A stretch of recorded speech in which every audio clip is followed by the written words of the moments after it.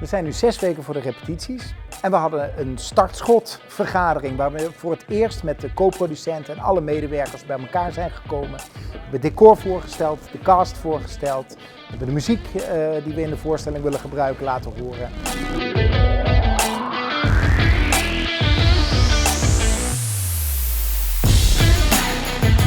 The Great Gatsby is een verhaal over Jay Gatsby, wat de rijkste, meest succesvolle man van Long Island is. En hij geeft hele grote feesten en iedereen komt naar die feesten. Maar hij zelf is een soort onzichtbaar middelpunt van die feesten. En de vraag blijft altijd, want niemand kent hem echt, wie is die man? Hoe komt hij zo rijk en hoe komt hij zo succesvol? En langzaam ontvouwt zich het mysterie, het geheim en dan blijkt eigenlijk dat het zijn leven een grote leugen is. Dat hij zichzelf omhoog heeft gebluft. Dat hij geprobeerd heeft om hoger op te komen in de sociale ladder. En dat vind ik een heel interessant thema, want dan kom je ook gelijk bij waarom ik dat stuk heb gekozen.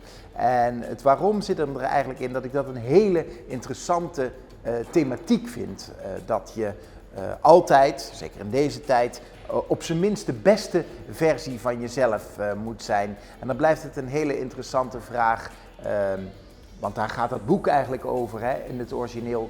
The American Dream. Van krantenjongen miljonair worden. Kan dat echt? Of zijn er factoren zoals de plek waar je geboren bent, de sociale klasse waaruit je komt, je seksuele geaardheid, de kleur van je huid, die mede bepalen of jij wel van een dubbeltje een kwartje kunt worden.